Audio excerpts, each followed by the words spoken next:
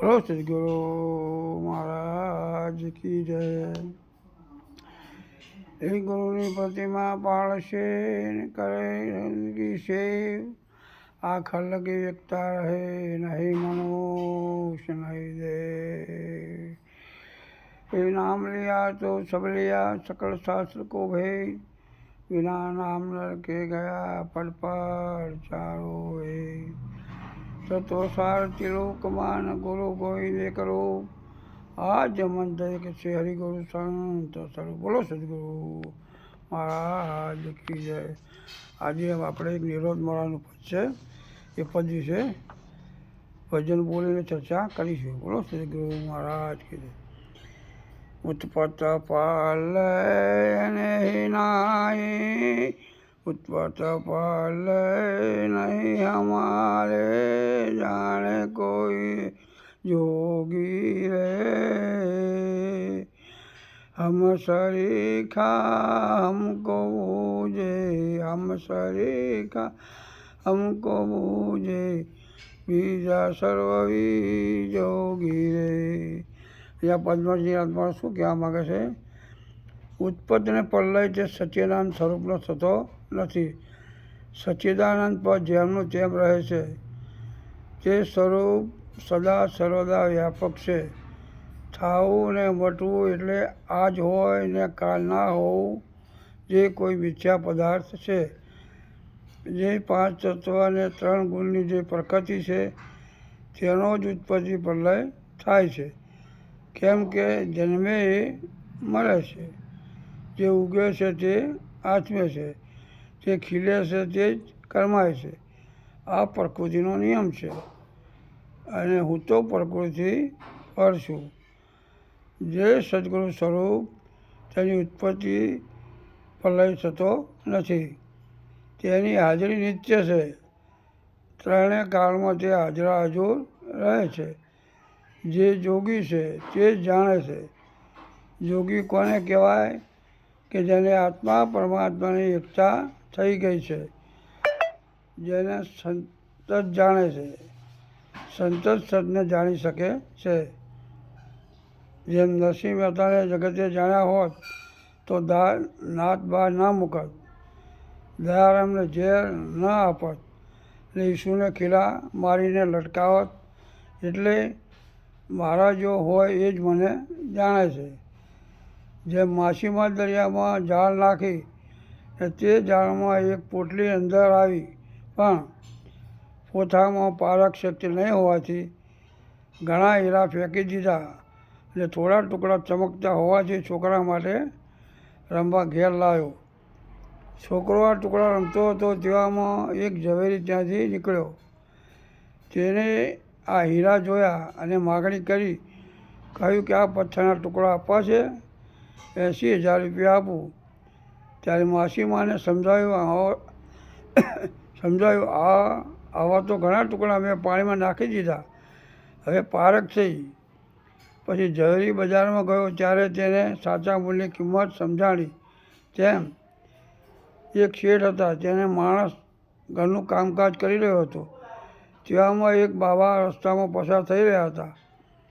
તેમને ખૂબ ભૂખ લાગી હતી, ને તેમની નજર આ શેઠના મકાન પર પડી, એટલે તે તરત આવી તે માણસ જોડે ખાવાનું માગવા લાગ્યા।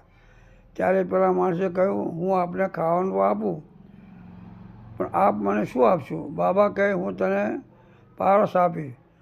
નોકરે તે પારસ લઈ શેઠના ટેબલ પર મૂકી દીધો, ને બાબાને ખાવાનું આપ્યું।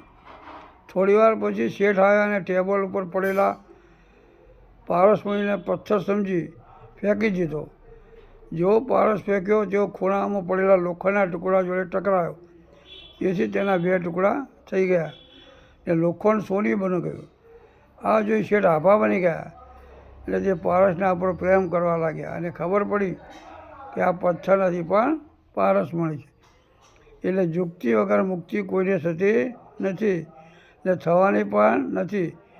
જેમ રેતીમાં ખોંડ વેરાઈ ગઈ હોય તો કીડીઓ જ તેને મેળવી શકે છે, હાથી જેવું પ્રાણી નહીં। એટલે જેનું મન સ્થૂળ હોય તેને આ વાત જલ્દી સમજાતી નથી, કારણ કે સ્થૂળ શરીરવાળાને આ વાત સમજાતી નથી। પણ સૂક્ષ્મથી સૂક્ષ્મ મન હશે તો તરત જ તે વસ્તુનો પારખ થઈ જશે. કેવું મન? ઝીણોમાં ઝીણું સૂક્ષ્મ હોય અને એક શુદ્ધ હોય તો આ વાત સમજાય એવી છે. હવે આગળ શું કહે છે? जूनी राह से जीव चलत है हमें जहाँ के वहीं रे अपरंपार गए जग बीती अपरंपार गए जुग बीती पंथ हमारा नाही रे उत्पत पल्ले नहीं हमारे जाने कोई एक जोगी रे. જૂની રાહ છે જીવ ચલે છે કે જેને પોતાનું ભાન નથી એટલે તેને જીવ કહે છે. જે દિવસે ખબર પડે છે તે દિવસની એક પળમાં શી સ્વરૂપ બનશે. હું તો તેમનો તેમ જ છું. કેમ કે જે જુદો રાહે ચાલે છે તેમની બહાર વૃત્તિ હોય છે એટલે જે સંતોની રાહ ચાલે છે તેમની વૃત્તિ ભીતર હોય છે. ને મારું સ્વરૂપ આવી જાય તેવું નથી. હું તો જ્યોનો ત્યાં છું કારણ કે મારું સ્વરૂપ કંઈ બદલાતું નથી.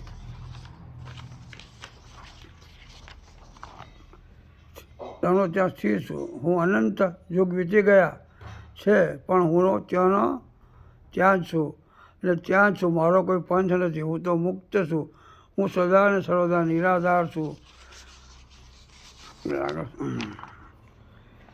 हम अनादि और न दूजा पार भले पहचाना रे अलग अलग पूर्ण प्रकाशा अलग अलग पूर्ण प्रकाशा अखंड ब्रह्म हम जाना रे उत्पत्ति पाते नहीं हमारे जाने कोई एक जोगी रे. શું કહે છે? હું અનાદિ છું. મારો આદિ કે અંત હોતો નથી. આવ્યો પણ નથી ને ગયો પણ નથી. જેમ કે આકાશ વ્યાપક છે તેમ આપણું સ્વરૂપ વ્યાપક છે. 100ની અણી જેટલી જગ્યા પણ ખાલી નથી. નાના મોટા હરીના ઘાટ, કોઈ સૂક્ષ્મ ને કોઈ વિરાટ. પદાર્થ દેખાય ત્યાં સુધી પદ દેખાય નહીં ને પદાર્થમાં જ પદ છે. પણ જ્યારે પદની ખબર પડી જશે જેમ કે વડાપ્રધાન એવું પદ છે. વડાપ્રધાન બદલાય પણ પદ બદલાય નહીં. તેમ કોઈ કહે કે આ પંથ કોઈ કહે કે આ પંથ એટલે જમીન પર ચાલે તેને ખતરો પણ આકાશમાં ઉડે તેને ખતરો નથી. જેને અનુભવ આંખ છે તે આકાશમાં ફરે છે. મારા વિના બીજું કશું નથી. તેનો પાર કોઈ વિલા પામે છે જે અલગ છે જે ખલકમાં વ્યાપ્ત છે જે પૂર્ણ પ્રકાશ સ્વરૂપ છે તેવા અખંડ બ્રહ્મ સ્વરૂપને જાણ્યું છે. એટલે જાણ્યું છે તેને જ માણ્યું છે. કે જેને જાણ્યું નથી માણ્યું નથી તેને આ વસ્તુની ખબર નથી. ખંડ ખંડ મેં બ્રહ્મ ખંડ ખંડ ને અખંડ બ્રહ્મ અનબે હોત વાજારે બહાર ભીતર એક નિરંતર બહાર ભીતર એક નિરંતર ઘોર ગગન મેં ગાજારી उत्पत पल्ले नहीं हमारे जाने कोई जोगी रे. ખંડ ખંડમાં બ્રહ્મ સ્વરૂપ વ્યાપક છે. તે અખંડ બ્રહ્મ સ્વરૂપનો આનંદ ગગનમાં ગાજી રહ્યો છે. અખંડ બ્રહ્મ સ્વરૂપનો નાદ ગગનમાં ગાજી રહ્યો છે. સંપ્રદાય એટલે બંધન છે. તે ઓળખ માટે પડ્યા છે પણ અનામી પોતે બની જાય તે તેને જાણે છે. હું અનાદિ છું. જે દેખાય છે તે દેહ છે અને તે હું અનાદિ છું. જે દેખાય છે તે દેહ છે તે અનાદિ છે તે બીજો નથી. કૃષ્ણ અર્જુનને કહે છે કે મારું વહેરાટ સ્વરૂપ જો. વહેરાટ સ્વરૂપની સમજ જે સદગુરુ જોડે જાય ને સમર્પણ થાય છે તેને સમજાય છે. એટલે જેની ઓળખ થઈ નક્કી થઈ ગયું પછી જાણવા પણ મટી જાય છે.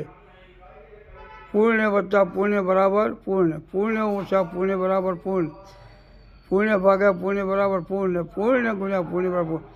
એ પૂર્ણમાં પૂર્ણ કરી મેળવી શકાતું નથી અને ભાગ્ય પૂર્ણ તો પૂર્ણ જ છે. એટલે પોતાનું સ્વરૂપ ભૂલાવ્યું એટલે અપૂર્ણ થાય છે. અખંડ એક એટલે જેનો નાશ થતો નથી, તે અખંડ જ છે. બહાર ભીતર એક નિરંતર, ગગનમાં તે ઘોર ગાજી રહ્યો છે. પાણીમાં ઘડો ડૂબોળો એટલે તે એક જ છે. ત્યાં મન બ્રહ્મનો વિચાર કરતાં બ્રહ્મ સ્વરૂપ બની જાય છે. જ્યાં છે ઉપના વહી સમાના, શૂન્ય રૂપ નિર્વાણી રે. નિરાત નામ ખર પદ પૂરણ, નિરાત નામ ખર પદ પૂરણ. અમે શ્રુતિ સમાણી રે. ઉત્પત પલ્લે નહીં અમારે, જાણે કોઈ જોગી રે. જ્યાં છે ઉપના વાઈ સમાના, જેમ માટલું બન્યું માટીનું ફૂટ્યું એટલે માટી, તેમ દરિયામાં જ લહેર ઉઠે છે અને દરિયામાં સમાય છે. તે સર્વ પ્રકૃતિનો ખેલ છે. હું તો કંઈ પણ બનતો નથી ને બગડતો પણ નથી. હું શૂન્ય રૂપ નિર્વાણી છું.